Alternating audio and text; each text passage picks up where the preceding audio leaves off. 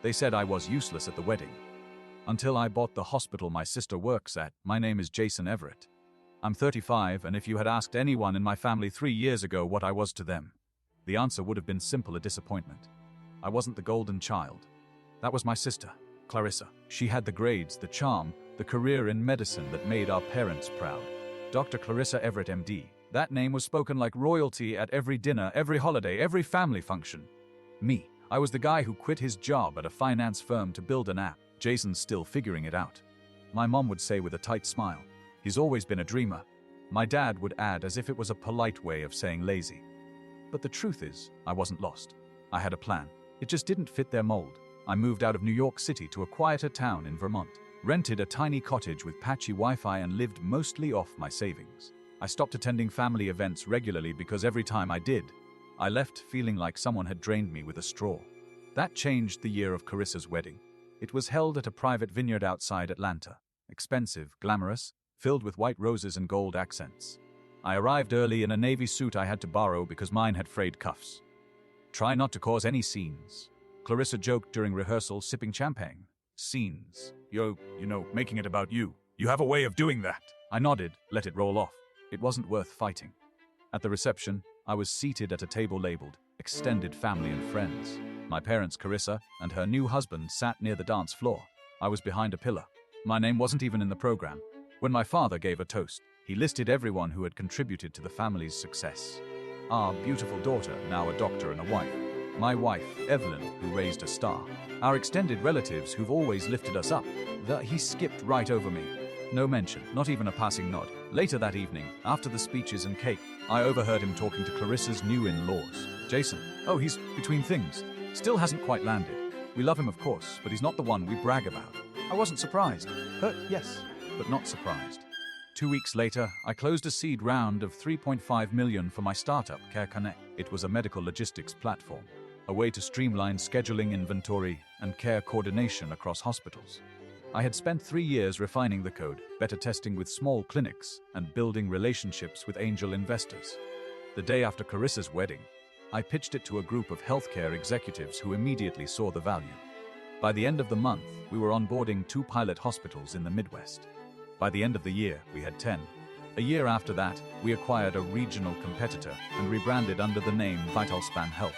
Revenue hit $24 million, and one of the hospitals we onboarded, St. Andrew's Medical Center in Savannah, Georgia, the hospital where Carissa worked. The rise the months following that seed round were a blur of 18-hour days, endless coffee, and the kind of adrenaline that comes from watching something you built from nothing suddenly take off. I hired my first employee, Maria Santos, a brilliant operations manager who had worked at 3 different hospital systems and understood the pain points I was trying to solve. Most healthcare IT is garbage, she told me during her interview, built by people who've never set foot in a hospital. But this actually makes sense. That validation meant more to me than my family's approval ever had. We moved out of my Vermont cottage and into a proper office space in Burlington, then Boston. Then we opened a satellite office in Atlanta to be closer to our southern clients. I found myself traveling constantly, meeting with chief medical officers, IT directors, and hospital administrators who were desperate for solutions to problems my family never even knew existed. The irony wasn't lost on me. While my parents had spent years dismissing my computer stuff as frivolous, I was building technology that literally saved lives by making healthcare more efficient. Every hour we cut from a nurse's administrative workload was an hour they could spend with patients. Every scheduling conflict we prevented meant surgeries happened on time. But I didn't tell my family about any of it. Not when we hit our first $1 million in revenue. Not when TechCrunch wrote about our series of funding round.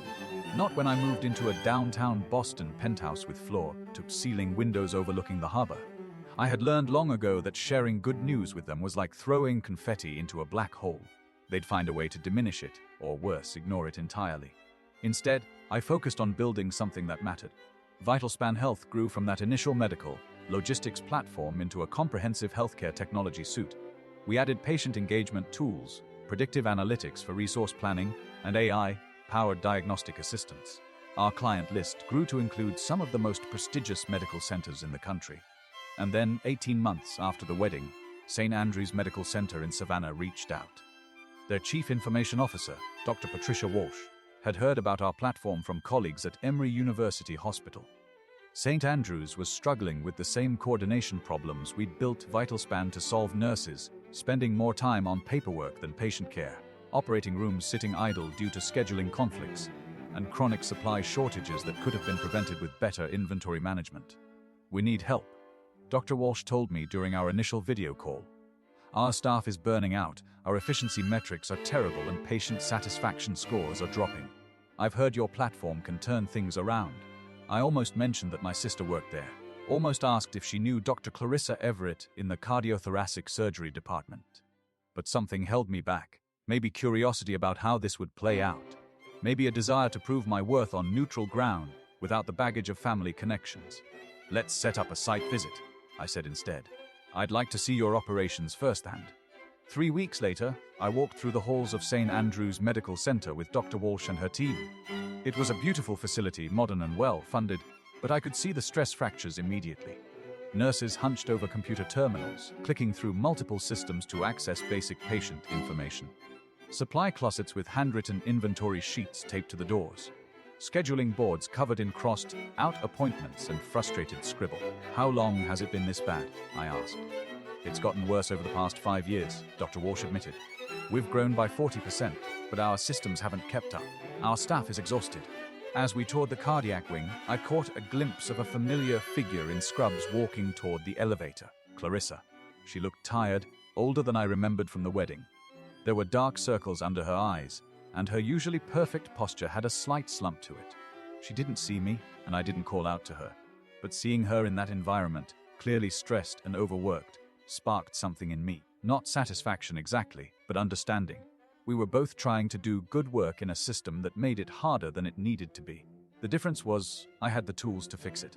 The implementation, the contract negotiations took 6 weeks. Andrews wanted a comprehensive overhaul of their information systems, which meant integrating VitalSpan with their existing electronic health records, financial systems, and scheduling platforms. It was exactly the kind of complex, high-value deal that could put us on the map as a major player in healthcare IT. The financial terms were significant: $2.8 million for the initial implementation, plus ongoing licensing fees that would add another 800,000 annually. But more than the money, this was a chance to prove that VitalSpan could handle a large, prestigious medical center. I assembled a team of our best engineers and consultants for the project. Maria would lead the operational side, working directly with department heads to understand their workflows. Our CTO, David Chen, would handle the technical integration, and I would oversee everything, spending 3 days a week on site in Savannah. The first month was brutal. Change is hard in any organization, but in healthcare, where life and death decisions happen every day, resistance to new systems runs deep. Nurses who had been doing things the same way for 15 years didn't want to learn new interfaces.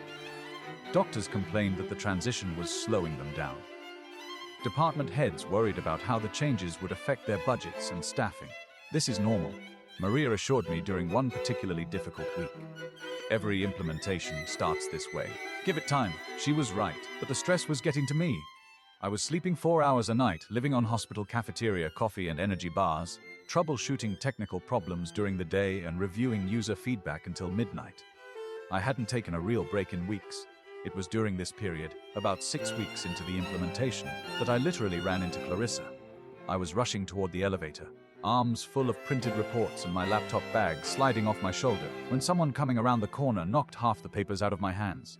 "Oh, I'm so sorry, at me." She stopped mid-sentence, staring at me. Jason. "Hey, Clarissa." We both knelt down to gather the scattered papers. She was in scrubs, a surgical cap pushed back on her head, looking exactly like the accomplished doctor our parents had always been proud of. But up close, I could see the exhaustion more clearly. The stress lines around her eyes, the way her hands shook slightly from too much caffeine and too little sleep. "What are you doing here?" she asked, handing me a stack of reports. "Working. My company is implementing new systems for the hospital." "Your company?" She looked confused. "I thought you were still doing that app thing." "VitalSpan Health," I said, standing up. "Wadu Healthcare Technology Consulting." Her expression shifted from confusion to something that might have been recognition. "VitalSpan. That's the new system we've been learning." "That's us." She was quiet for a moment, processing this information. "Then, you built this." "My team and I." "Yeah. Jason. This system." She paused, choosing her words carefully. "It's incredible. Do you know what our scheduling efficiency has improved by in just the past month? I did know. 37% reduction in scheduling conflicts, 22% decrease in supply outages, and user satisfaction scores that had gone from 0.1 to 4.3 out of 5. But I wanted to hear it from her. Tell me, everything's faster, smoother. I used to spend 2 hours a day just on scheduling and inventory requests. Now it takes maybe 20 minutes. The whole department is talking about it. She looked at me with something I'd never seen before in her eyes: respect. This is really impressive work. Thanks, I said, and meant it. Can we? She glanced around the busy hallway. Can we get coffee later? I'd love to hear more about what you're doing. We met that evening at a small cafe near the hospital. Clarissa had changed out of her scrubs into jeans and a sweater, looking more like the sister I remembered from childhood than the polished professional from the wedding. I owe you an apology, she said after we'd ordered. Several apologies, actually. For what? For not taking you seriously. For assuming that because your path was different from mine, it was somehow less valuable. She stirred her coffee slowly. And for the wedding, the comment about causing scenes, that was unfair. I had been carrying that hurt for almost 2 years, but hearing her acknowledge it somehow made it lighter. Why now? I asked. Because I've been watching what your system is doing for our hospital, and it's remarkable. Not just the technology, but the thought that went into it. You clearly understand healthcare in a way that most tech people don't. I had good teachers, I said. Maria, my operations manager, used to work in hospitals, and I spent a lot of time shadowing healthcare workers during development. I wanted to understand the real problems, not just build something that looked impressive in demos. That shows. But Jason, there's something else. She leaned forward. I've been miserable. Work has been overwhelming, the systems were impossible to navigate, and I felt like I was drowning. I love being a surgeon, but everything around the surgery was making me hate my job. And now I remember why I became a doctor. When I'm not spending half my day fighting with computer systems, I can actually focus on patients. We talked for 2 hours. About her work, about mine, about the years of family dynamics that had driven us apart. She told me about the pressure she'd felt being the successful child, how exhausting it was to always be the golden example. I told her about the loneliness of building something meaningful while feeling invisible to the people who mattered most. Mom and Dad don't even know what I'm doing, I admitted. Maybe it's time to tell them. Maybe. As we were leaving, Clarissa turned to me. Jason, can I ask you something? Did you know I worked here when you took this contract? I had been dreading this question because the honest answer was complicated. I knew, I said. But that's not why I took it. St. Andrews reached out to us, and it was exactly the kind of project we wanted to be doing. The fact that you worked here was a coincidence that I chose not to ignore. What do you mean? I mean, I could have mentioned the family connection and recused myself from the project. But I wanted to see if my work could stand on its own merits, in your world, without any family politics or history. She nodded slowly, and it has. The recognition word about the St. Andrews implementation spread quickly through the healthcare IT community. Dr. Walsh presented our results at the Regional Healthcare Technology Conference, highlighting not just the efficiency improvements, but the impact on staff morale and patient outcomes. Within 3 months, we had inquiries from 12 other hospital systems. But the real validation came from an unexpected source. 6 months after our coffee conversation, Clarissa called me. Jason, I need a favor. What's up? I'm presenting at the American College of Surgeons annual conference next month. They asked me to talk about innovative technology solutions that are improving surgical workflows. I want to showcase VetalSpan. You want to present our platform. I want to present it with you. As a joint presentation, the surgeon's perspective and the technologist's perspective. The conference was in Chicago, attended by over 3,000 surgeons from around the world. It was exactly the kind of high-profile platform that could launch VetalSpan into the top tier of healthcare technology companies. Clarissa, this is huge for us. Are you sure? I'm sure. Jason, what you've built is revolutionary. Surgeons need to know about it. We spent weeks preparing the presentation. Clarissa would present the clinical perspective, showing how VetalSpan had improved patient care and surgeon efficiency at St. Andrews. I would handle the technical demonstration and discuss our development philosophy. The day before the conference, our parents called. We heard you and Clarissa are presenting together in Chicago, Mom said. We're so proud of you both. It was the first time she had ever said she was proud of me. Thanks, Mom. Jason, honey, I think we owe you an apology. We didn't understand what you were building, and we should have been more supportive. Dad got on the line. Son, Clarissa told us about your company. About what you've accomplished. We had no idea. I know. Why didn't you tell us? It was a fair question, and one I'd been thinking about for months. Because I needed to prove it to myself first. I said, I needed to know that what I was building mattered, regardless of whether anyone else recognized it. And now I know. The presentation in Chicago went better than I could have imagined. Clarissa was brilliant, describing how VitalSpan had transformed her daily work and improved patient outcomes. When she introduced me as my brother, the CEO and founder of VitalSpan Health, the pride in her voice was unmistakable. My technical demonstration got a standing ovation. Surgeons lined up afterward to ask questions, exchange business cards, and discuss implementations at their own hospitals. But the moment that mattered most happened during the Q&A session. A surgeon from Johns Hopkins asked about our development process. What made you think you could solve problems that the healthcare industry has been struggling with for decades? I looked out at the audience, then at Clarissa, who nodded encouragingly. Because I didn't assume I knew better than the people doing the work, I said. I spent months shadowing nurses, talking to doctors, watching how information actually flows through hospitals. I didn't build what I thought they needed. I built what they told me they needed. And having a sister who's a surgeon didn't hurt. Someone called out from the audience. Everyone laughed, including Clarissa and me. Actually, I said, she didn't know what I was working on until after we'd implemented it at her hospital. She was just as surprised as everyone else when she found out her brother was behind the new system that was making her job easier. More laughter, but warmer now. I could see the audience connecting with the story. The truth is, this industry has been underserved by technology companies that build from the outside in. We built from the inside out, and we did it because we believe healthcare workers deserve tools that help them instead of hindering them.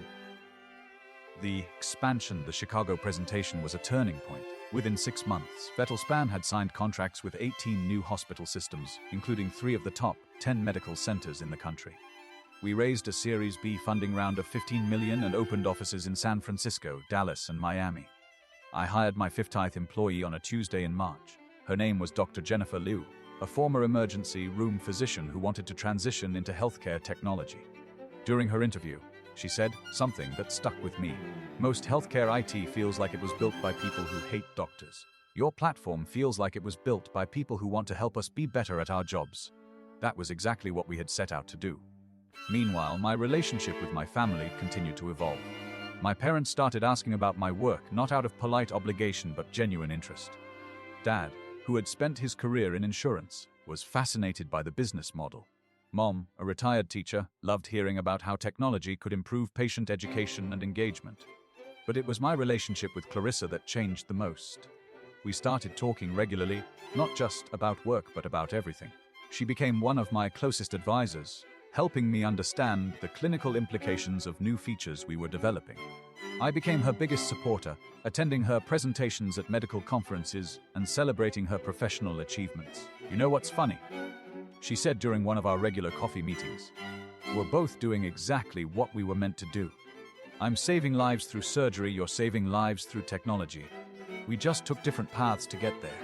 She was right. The competition and comparison that had defined our relationship for so long had been replaced by mutual respect and support.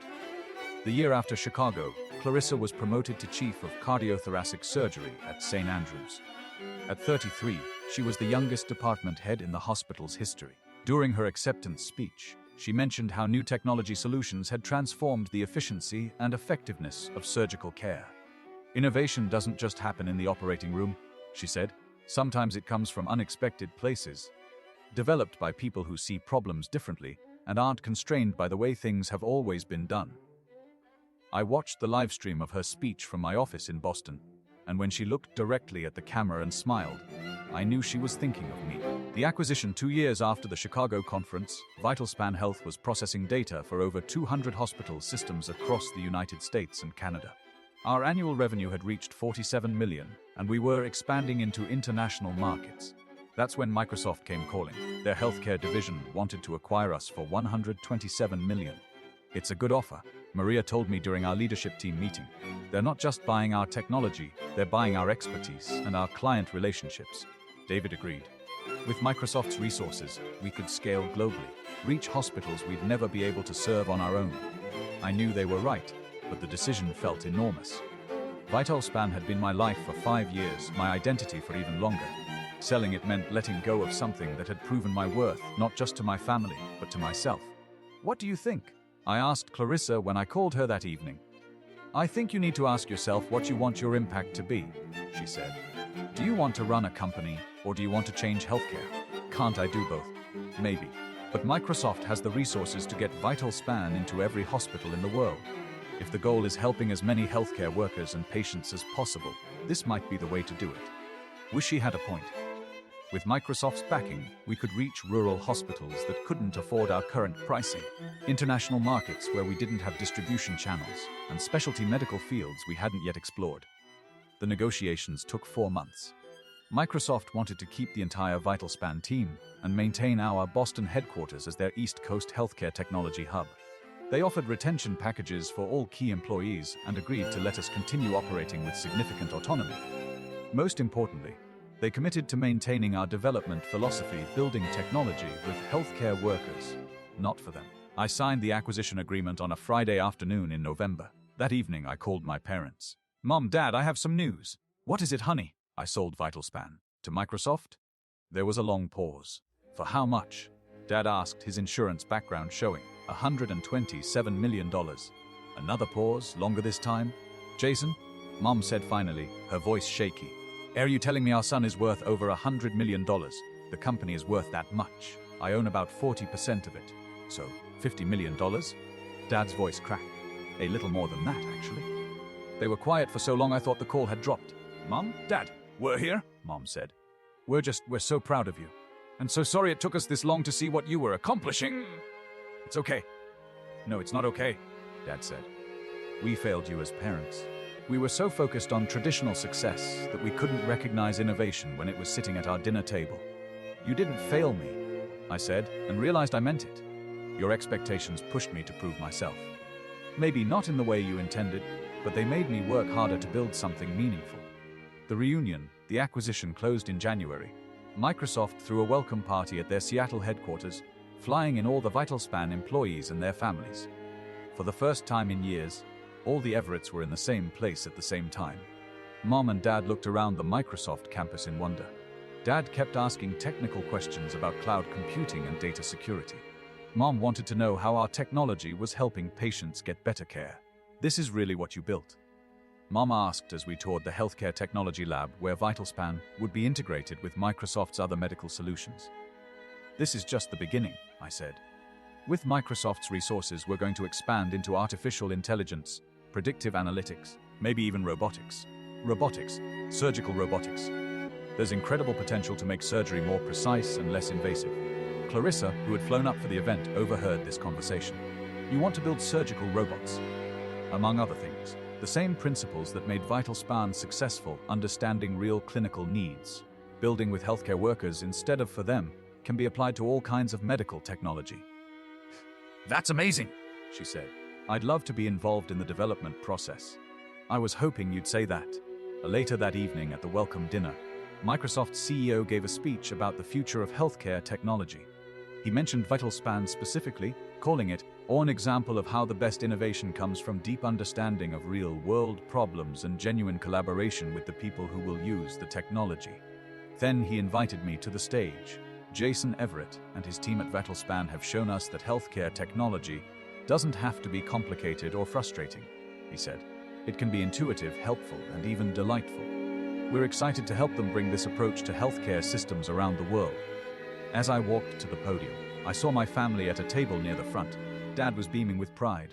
Mom had tears in her eyes, and Clarissa was applauding with the biggest smile I'd ever seen on her face. 5 years ago, I quit my job to build an app. My family thought I was crazy. My friends thought I was having a midlife crisis at 30. I moved to Vermont, lived off savings, and spent months talking to healthcare workers about their biggest frustrations. I paused, looking out at the audience of Microsoft employees, VitalSpan team members, and family. What I learned is that the most important problems are often hiding in plain sight. Healthcare workers were drowning in inefficient technology, but nobody was building solutions with them. They were building solutions for them, which is completely different. I talked about the development process, the early implementations, the feedback loops that helped us refine the platform. I mentioned St. Andrew's Medical Center and how that implementation had taught us about scaling complex healthcare solutions. But the most important thing I learned is that innovation doesn't happen in isolation. It happens when you find people who share your vision and are willing to work together towards something bigger than any of you could accomplish alone. I looked directly at my family table. Sometimes those people are your colleagues. Sometimes they're your customers. And sometimes, if you're really lucky, they're your family. The applause was thunderous. But the only sound I really heard was Clarissa shouting, "That's my brother!" from the audience. The new beginning 6 months after the acquisition, I was settling into my new role as Director of Healthcare Innovation at Microsoft. My job was exactly what I'd always wanted: identifying problems in healthcare that technology could solve, then building teams to solve them. Our first major project was an AI-powered diagnostic assistant for emergency rooms. Our second was a patient communication platform that would help people understand their treatment plans and medication instructions. Our third was the surgical robotics initiative that Clarissa had joined as a clinical advisor. VitalSpan continued to grow under Microsoft's umbrella. We had implementations in over 500 hospitals worldwide, and user satisfaction scores had reached an all-time high of 4.8 out of 5. More importantly, we were documenting real improvements in patient outcomes: faster diagnosis times, fewer medical errors, better coordination between specialists. My personal life had changed too. I'd bought a house in Cambridge, close enough to MIT and Harvard to recruit the best talent, but far enough from downtown Boston to have some quiet. I'd started dating someone I met at a healthcare technology conference, Dr. Sarah Martinez, a pediatric oncologist who was passionate about using technology to improve cancer treatment for children. But the biggest change was my relationship with my family. We had dinner together once a month now, alternating between Boston, New York, and Savannah. The conversations were completely different from the old days. Instead of awkward silence or forced small talk, we actually talked about our work, our goals, our challenges. Dad had become one of my best sounding boards for business strategy. His insurance background gave him insights into healthcare economics that were incredibly valuable. Mom had started volunteering with patient advocacy groups, and she often shared feedback about how medical technology could be more patient-friendly. And Clarissa and I had become true collaborators. She was spending 2 days a month in Boston, working with our surgical robotics team. Her clinical expertise was invaluable, but more than that, she was helping us maintain our core philosophy of building with healthcare workers, not for them. "You know what's ironic?" she said during one of our design sessions. "I used to think you were wasting your potential by not following a traditional career path. Now I realize you were the only one of us who saw the future clearly." "I got lucky," I said. "No, you got creative. There's a difference." The legacy: a year and a half after the Microsoft acquisition, I was invited to give the keynote address at the National Healthcare Innovation Summit. It was being held in Atlanta, just 30 minutes from where Clarissa's wedding had taken place 3.5 years earlier. The theme of my talk was building bridges, how technology can connect instead of divide. I talked about the gap between healthcare workers and technology companies, and how that gap was hurting both sides. I talked about the importance of empathy in innovation, and how the best solutions come from truly understanding the people you're trying to help. But I also talked about something more personal: how professional success is meaningless without personal connection. 3 years ago, I felt invisible to the people who mattered most to me, I said. I had built something I was proud of, but I was building it in isolation. Success without recognition felt hollow. Recognition without relationship felt empty. I saw my parents in the front row nodding along. What I learned is that you can't force people to see your worth. But you can build something so undeniably valuable that it becomes impossible to ignore. More importantly, you can use success as a bridge to rebuild relationships that matter. I talked about Clarissa, about how our professional collaboration had led to personal reconciliation. I talked about my parents, and how their initial skepticism had evolved into genuine pride and support.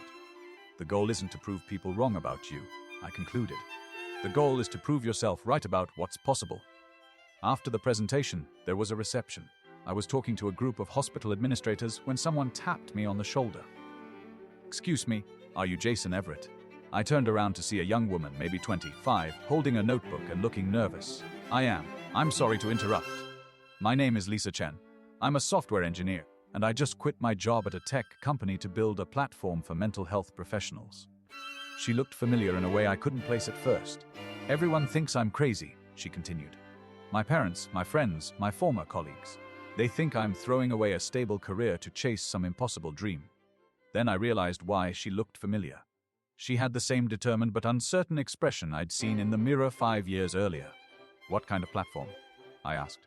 Mental health providers spend so much time on documentation and insurance paperwork that they barely have time for actual therapy. I want to streamline all of that so they can focus on helping people. I smiled. That sounds like exactly the kind of problem that needs solving. Really? Really? Can I give you some advice? She nodded eagerly. Don't try to prove other people wrong. Build something so valuable that it proves itself right. Find the people who are doing the work you want to improve and build with them, not for them. And remember that the best validation comes from the people you're trying to help, not the people you're trying to impress. I handed her my business card. Email me next week. I'd like to introduce you to some people who might be helpful. As she walked away, clutching my card like it was a winning lottery ticket, I felt something I'd never experienced before, the satisfaction of passing on what I'd learned. The reception was winding down when Clarissa appeared at my elbow. Great speech, she said. Thanks. How are things in Savannah? Good. Busy. We're implementing the new surgical robotics platform next month. Nervous. Excited. Jason, can I tell you something? Of course. I used to be jealous of you. Jealous? Of me? You got to build something from nothing. You got to solve problems creatively, work with amazing people, change an entire industry. I always felt like I was just following a path that someone else had laid out. But you're saving lives every day. That's more important than anything I've ever done. We're both saving lives, she said. We're just doing it differently, and now we get to do it together. She was right. The VitalSpan platform was helping her be a better surgeon, and her clinical insights were helping us build better technology. We had found a way to combine our different strengths toward a common goal. Want to know a secret? I said. What? The best part of this whole journey wasn't proving that I could build a successful company. It was getting my sister back. She hugged me, right there in the middle of the reception. You never lost me, she said. I just took a while to find my way back. Epilogue. 5 years later, I'm writing this from my office at Microsoft's new healthcare campus in Cambridge. Through my window, I can see the prototype laboratory where our third-generation surgical robotics platform is being tested. Clarissa is in there right now, working with our engineering team to refine the haptic feedback system. VitalSpan technology is now used in over 2,000 hospitals across 6 continents. We've documented improvements in patient outcomes, staff satisfaction, and operational efficiency that have saved the healthcare industry an estimated $3.2 billion annually. More importantly, we've helped millions of patients receive better, more coordinated care. The diagnostic AI we built is now deployed in 500 emergency rooms and has helped doctors identify critical conditions 23% faster on average. The patient communication platform is used by 150,000 healthcare providers and has a patient satisfaction rating of 4.9 out of 5. The surgical robotics system Clarissa helped design is being tested at 15 medical centers and showing promising results for minimally invasive cardiac procedures. But the numbers aren't what I'm most proud of. Last month, I got an email from a nurse in rural Montana who said VitalSpan had transformed her small hospital. For the first time in my 20-year career, she wrote, I feel like technology is helping me instead of fighting me. I can spend my time taking care of patients instead of wrestling with the computer systems. That email is framed on my wall, right next to a photo from Clarissa's second wedding anniversary party. In the picture, our whole family is together, mom and dad, Clarissa and her husband Mark, Sarah and me, and our newest addition, my 6-month-old nephew Daniel. My parents have become my biggest advocates. Dad speaks at healthcare economics conferences about the business impact of efficient technology systems. Mom volunteers with patient advocacy groups and regularly sends me feedback about how our platforms could be more user-friendly for elderly patients. I can't believe we almost missed this, Mom said during Daniel's christening party. All those years we spent worrying about whether you'd find your path, and you were already building it. You didn't miss it, I told her. You just saw it from a different angle. Sarah and I got engaged 6 months ago. She's now the Chief Medical Officer for our Pediatric Health Initiative, leading the development of technology specifically designed for Children's Hospital. Her background in oncology has been invaluable. She understands better than anyone how technology can help families navigate the most difficult moments of their lives. You know what I love about your story, she said the night I proposed. You didn't succeed despite your family's skepticism. You succeeded because you turned that skepticism into fuel. She's right. The years of feeling overlooked and underestimated taught me to validate my work through impact rather than recognition.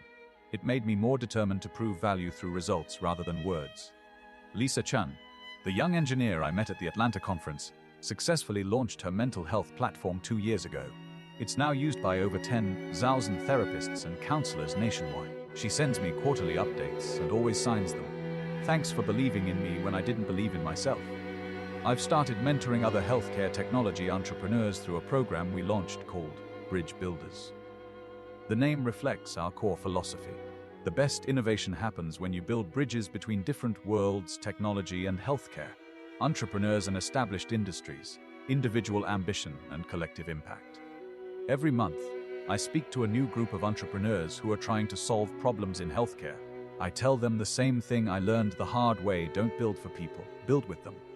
Don't assume you know what they need, ask them. Don't try to impress them with complicated solutions, help them with simple ones. But I also tell them something more personal: success means nothing if you achieve it alone.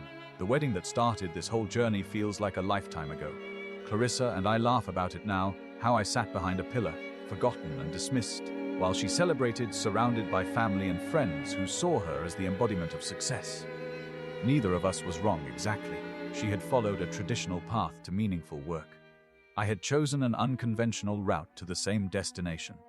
The problem wasn't our different approaches, it was our inability to see the value in each other's choices. Now Clarissa is one of the most respected cardiac surgeons in the Southeast, and I'm building technology that helps surgeons like her save more lives. We've found a way to combine our different strengths, and the result is more powerful than either of us could have achieved alone. Last week, we co-authored a paper for the Journal of Medical Innovation, Technology as a Force Multiplier: How AI-assisted surgery can improve patient outcomes while reducing physician burnout. It was the first academic publication either of us had written with a family member. Who would have thought? Carissa said as we finished the final draft, that the kid who quit his finance job to build an app would end up changing how surgery is performed. Who would have thought? I replied, that the golden child would end up being my co-author and closest collaborator. The truth is, we both changed. I learned that success without relationship is hollow. She learned that there are many ways to make a meaningful contribution to the world. Together, we learned that family isn't about fitting into predetermined roles, it's about supporting each other's authentic paths. 3 months ago, St. Andrew's Medical Center dedicated their new technology center. They named it the VitalSpan Innovation Hub, and invited me to speak at the dedication ceremony. Standing in the hospital where this journey really began, I looked out at an audience of doctors, nurses, administrators, and patients whose lives had been touched by the platform we built. 5 years ago, I said, I walked through these halls as a vendor trying to sell you a solution to problems you'd been living with for years. Today, I stand here as a partner in your mission to provide the best possible care to your patients. I talked about what we had accomplished together: reduced administrative burden, improved patient outcomes, higher staff satisfaction, and more efficient operations. But the most important thing we've built together isn't technology, I concluded. It's trust. Trust that innovation can come from anywhere, that the best solutions emerge from collaboration, and that technology can be a force for human connection rather than division. After the ceremony, Dr. Walsh, who had first invited us to St. Andrews, pulled me aside. Jason, I have to ask you something that's been bothering me for years. What's that? Everett was your sister when you first came here. I smiled. I did, and you didn't mention it. I wanted our work to stand on its own merits. I wanted to prove that VitalSpan was valuable regardless of family connections. Well, you certainly did that. But I have to say, having them both, your technology platform and her clinical expertise, has been transformational for our institution. That evening, Clarissa and I had dinner at the same cafe where we'd first talked about my work 5 years earlier. The conversation had come full circle, but we were completely different people. Do you ever wonder what would have happened if I hadn't found out about VitalSpan? She asked. You mean if we'd never reconnected? Yeah, if we just continued on our separate paths, thinking we had nothing in common. I considered this. I think we both would have been successful. You're an incredible surgeon, and VitalSpan was solving real problems. But I don't think either of us would have been complete. What do you mean? I mean, I built VitalSpan to prove I could create something meaningful. But meaning isn't just about impact, it's about connection. Having you as a partner in this work has made everything more meaningful. She nodded. And working with you has reminded me why I became a doctor in the first place. It's not about being the smartest person in the room or following the expected path. It's about using your skills to help people. As we walked back to our cars, Clarissa said something that perfectly captured what I'd learned from this entire experience. You know, Jason, I used to think success was about individual achievement. Getting the grades, earning the degree, building the career, receiving the recognition. But what we've built together is so much more powerful than anything either of us accomplished alone. She was absolutely right. The wedding where I felt invisible and dismissed had been the catalyst for everything that followed. Not because it motivated me to prove my family wrong, but because it forced me to prove myself right about what was possible when you build something truly valuable. The best revenge, it turns out, isn't proving people wrong about you. It's proving yourself right about what you can accomplish. And the best success isn't achieving recognition, it's building something so meaningful that recognition becomes inevitable. But most importantly, I learned that the most satisfying achievements are the ones you can share with the people you love. Success without family felt empty. Success with family feels infinite. Today, I'm not the disappointment sitting behind a pillar at someone else's celebration. I'm not the overlooked brother who couldn't find his place in the family narrative. I'm Jason Everett, Director of Healthcare Innovation at Microsoft, founder of Vettlespan Health, co-author of groundbreaking research in medical technology, mentor to the next generation of healthcare entrepreneurs, and proud brother to one of the finest surgeons in the country. But more than any of those titles, I'm a person who learned that the most meaningful path is often the one no one expects you to take, and that the most rewarding destination is the one you reach with the people who matter most walking beside you. The cottage in Vermont, where I first started coding Vitalispan, is now a retreat center for healthcare workers who need a break from the intensity of their jobs. Sarah and I go there sometimes when we need to disconnect from the digital world and remember why we do this work.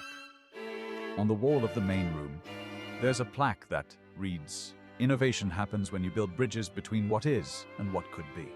But transformation happens when you build bridges between people." That plaque captures everything I've learned about success, family, and finding your place in the world. Sometimes you have to go away to find your way back. Sometimes you have to build something new to repair something old. And sometimes the path that looks like it's leading away from your family is actually the one that leads you home. 3.5 years after sitting behind that pillar at Clarissa's wedding, forgotten and dismissed, I stood as the best man at her husband's brother's wedding. In my toast, I said something that made both our parents cry. Family isn't about following the same path. It's about supporting each other's journey, celebrating each other's achievements, and finding ways to build something beautiful together.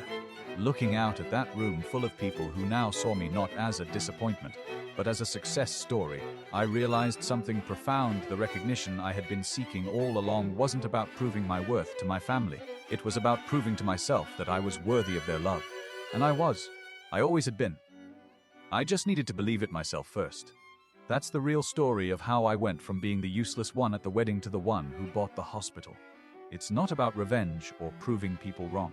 It's about proving yourself right, building something meaningful, and finding your way back to the people who matter most. The journey taught me that success isn't about recognition, it's about impact. It's not about individual achievement, it's about collective contribution. And it's not about proving you belong, it's about creating value so undeniable that belonging becomes inevitable. Today, when young entrepreneurs ask me for advice, I tell them what I wish someone had told me. Don't build your dreams in reaction to other people's expectations. Build them in response to real problems that need solving. Don't seek recognition, seek impact. Don't try to fit into existing molds, create new ones. And most importantly, the people who matter will eventually see your worth, but you have to see it first. The hospital I bought, or rather, the hospital system that my company transformed, is now a model for healthcare technology implementation across the country. But that's not the victory I'm most proud of. The victory I'm most proud of is that next month, when Clarissa and Mark renew their wedding vows for their 5th anniversary, I won't be sitting behind a pillar. I'll be standing beside my sister as her brother and her business partner and her friend, in front of a room full of people who know exactly who I am and what I've accomplished. And this time, when someone asks about Jason Everett, the answer won't be, "Oh, he's still figuring it out." The answer will be, "Here's the one who figured it out."